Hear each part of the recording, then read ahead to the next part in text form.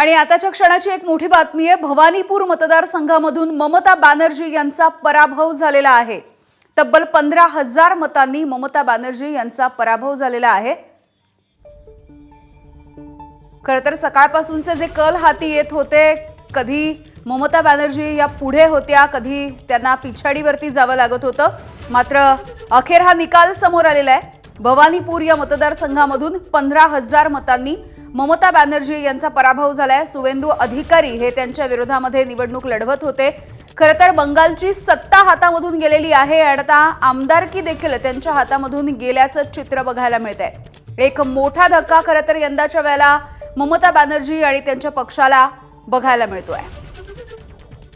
रजत वशिष्ठ आमचे प्रतिनिधी थेट पश्चिम बंगालमधून आपल्यासोबत जोडले जात आहेत। रजत, खरं तर संपूर्ण देशाचं लक्ष या भवानीपूर मतदारसंघाकडे होतं आणि अखेर ममता बॅनर्जींचा पराभव असा निकाल समोर येतोय।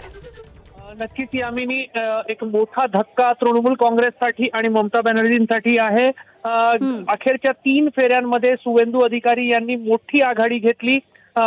अगदी 15व्या फेरीपर्यंत ममता बॅनर्जी आणि सुवेंदू अधिकारी जवळपास बरोबरीत होते, मात्र 16व्या 17व्या 18व्या 19व्या अशा फेऱ्यांमध्ये सुवेंदू अधिकारी यांनी मोठी आघाडी घेतली आणि साधारणपणे सुमारे 15,000 मतांनी त्यांचा विजय झाल्याची माहिती कळत आहे। निवडणूक आयोगाप्रमाणे अखेरची जे काही आकडे आले त्याप्रमाणे सुमारे 11,000 मतांनी सुवेंदू अधिकारी पुढे होते, मात्र आता मतमोजणी केंद्रातून जी काही माहिती समोर येत आहे, साधारणपणे 15,000 मतांच्या सुमारास सुवेंदू अधिकारी यांचा विजय झालेला आहे। सुवेंदू अधिकारी यांनी 2021 मध्ये ममता बॅनर्जी यांना नंदीग्राम मधूनही पराभूत केलं होतं, मात्र तेव्हा भाजप सत्तेत येऊ शकलं नव्हतं।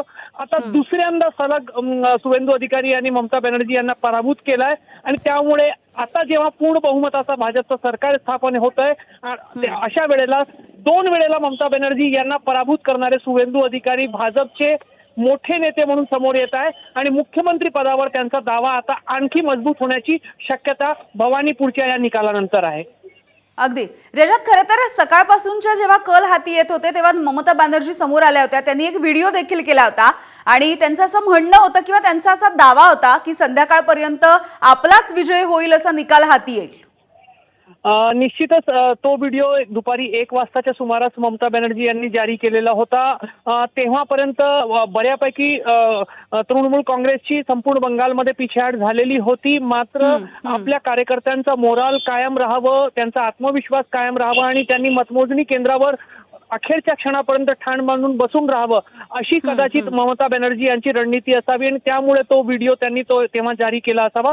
मात्र दुपारपर्यंत ममता बॅनर्जी त्यांच्या स्वतःच्या मतदारसंघामध्ये आघाडीवर होत्या। त्यांची आघाडी जवळपास 12 ते 13,000 पर्यंत वाढली होती, मात्र त्यानंतर भाजपला अनुकूल असलेल्या भागांची मतमोजणी जशी जशी सुरू झाली, ममता बॅनर्जी यांची पिछेहाट सुरू झाली आणि हळूहळू सुवेंदू अधिकारी यांनी त्यांची ममता बॅनर्जी यांची आघाडी कमी केली आणि अखेरच्या 3 फेऱ्यांमध्ये तर भाजपनं कमाल करत ममता बॅनर्जी यांना पराभूत केलंय।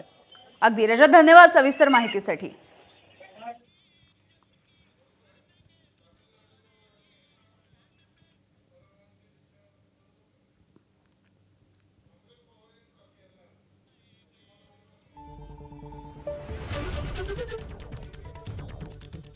तर भवानीपूर मतदारसंघामधून ममता बॅनर्जी यांचा पराभव झाल्याची ही मोठी बातमी आपण बघतोय। तब्बल 15,000 मतांनी ममता बॅनर्जी यांचा हा पराभव झालेला आहे। त्यामुळे ममता बॅनर्जी यांना यंदाच्या या विधानसभा निवडणुकीमध्ये हा दुहेरी धक्का मिळालेला आहे।